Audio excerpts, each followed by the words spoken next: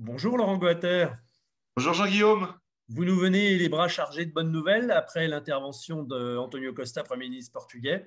Le confinement semble s'éloigner sur quasiment la totalité du territoire portugais aujourd'hui. Ouais, on a de quoi être content parce qu'à partir de samedi matin, on va nous laisser aller en Espagne si on veut aller acheter des caramelos. Et puis, on aura la possibilité de rester sur la terrasse de notre café préféré ou de notre restaurant préféré jusqu'à 22h30 à partir Ouais, de ce week-end. Donc ça, on s'en doutait un petit peu, mais on voulait en avoir la certitude. C'est quand même ouais, sympa, quoi. ça c'est quand même agréable. Ouais. Reste comme mesure restrictive le port du masque, bien entendu. Ouais, absolument. Les La, tests. la discipline, c'est quand même très important. Ouais, On en est là parce que le R0 est à 1 et pas à plus, et ouais, donc effectivement, la pandémie est contrôlée.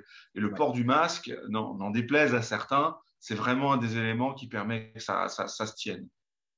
Au niveau, on va dire, territorial, Ouais. il y a quelques petites poches de résistance du virus qui, Ouais, alors il y a 5 conseillos en fait sur ouais, lesquels il y a vraiment des restrictions. Ok, donc ça fait pas un grand nombre, mais ouais, évidemment pour ceux qui y habitent c'est un petit peu ennuyeux.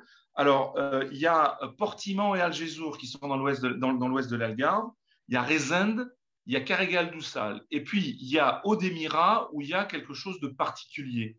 Vous savez, je vous avais parlé de la population immigrée qui s'occupe de la récolte des fruits ouais. et où ils fonctionnent souvent avec des dortoirs. Les conditions sanitaires n'étaient peut-être pas les meilleures. Et donc, c'est là, en fait, qu'il y a eu encore des poches importantes. Et c'est ce qui, in fine, justifie que Portimão, Algesur, même Albufeira avaient eu des restrictions ou ont des restrictions. Ouais. Et donc, effectivement, le gouvernement a décidé d'attaquer très, très directement ce truc-là en imposant des isolements et en imposant de la densité contrôlée sur ces populations-là. Ok. Ok. Et sinon, le reste du Portugal, les restos jusqu'à 22h30, les écoles, etc. Enfin, Ouais, tout revient un alors petit à faisons petit à la attention normale. quand même. Il y a 27 conseillers qui sont au-dessus de 120 cas. Et maintenant, ça va être réévalué toutes les semaines. Ouais. Donc, ça permettra à Portimão et Algesur, on l'espère la semaine prochaine, de sortir. Ouais. Mais attention, c'est toutes les semaines, deux coups se suivant où vous êtes au-dessus de 120 et vous serez effectivement, et le conseillot reviendra, Bien je contrôlé. dirais, à la phase antérieure. Frontières terrestres, on a dit, c'est bon. Ouais. Les déplacements dans l'Union Alors, européenne. Quoi de neuf? Alors, c'est pas parce que la frontière espagnole est ouverte que on n'a pas l'obligation de continuer à arriver avec des PCR de 72 heures. On Ouais, sait que quand on est moins de 48 heures au Portugal, il y a une exception. Et puis, l'obligation de la quarantaine ou la ouais. quatorzaine. C'est-à-dire que ça va se maintenir tant que la France est au-dessus de 500 selon la norme européenne. Je Ouais. rappelle juste rapidement, la norme européenne est sur 15 jours. Santé publique France communique sur 7 jours, donc il faut doubler en fait le chiffre de Santé publique France pour s'y retrouver. D'accord. En parlant de France, en France aussi, ça s'améliore. En tout cas, les conditions de confinement sont assouplies. Oui, alors à partir du 3 mai, donc à peu près les mêmes dates que le Portugal, on va réouvrir les lycées, on va réouvrir un certain nombre on va permettre la circulation entre régions qui n'était pas permise jusqu'à présent. On ne va pas vous obliger d'avoir des attestations pendant la journée, donc il y Ouais. aura une petite libération. Le couvre-feu va rester à 19 heures. Ça n'est que le 19 mai que le Ouais. couvre-feu va passer à 21 heures, qu'on va réouvrir les lieux culturels et les commerces non essentiels. Et puis, enfin, on va réouvrir les terrasses. Et pour avoir la possibilité de dîner ou de déjeuner à l'intérieur d'un restaurant, il faudra attendre le 9 mai. Le, Et c'est le en 9 fait la mai ou le 9, période qui correspond aussi, le pardon, 9 le mai ou 9 le 9 juin, juin? Le 9 excusez-moi, juin, hein, oui, il me le semble bien. 9 juin, et ça correspond aussi à la période où le tourisme, en fait, va être libéralisé. Alors, D'accord. cette période du 9 juin, elle devrait être plus ou moins concomitante avec le fameux certificat vert, vous savez, qui Le est en passeport. discussion actuellement au Parlement européen. Okay, Passeport c'est à peu vaccinal. près ces dates-là qui vont permettre une normalisation du tourisme, en fait. D'accord. Donc, ça, on se dirige vers le fait que si vous voulez vous balader dans le monde, si vous voulez faire le touriste un peu partout, on exigera de vous un passeport vaccinal. Alors, je pense que c'est d'abord l'Europe. Je pense qu'on parle d'abord d'Europe avant de parler du monde. Oui. On voit malheureusement ce qui se passe au Brésil, ce qui se passe en Inde. Le monde n'est pas forcément aussi sur la même voie que les pays européens.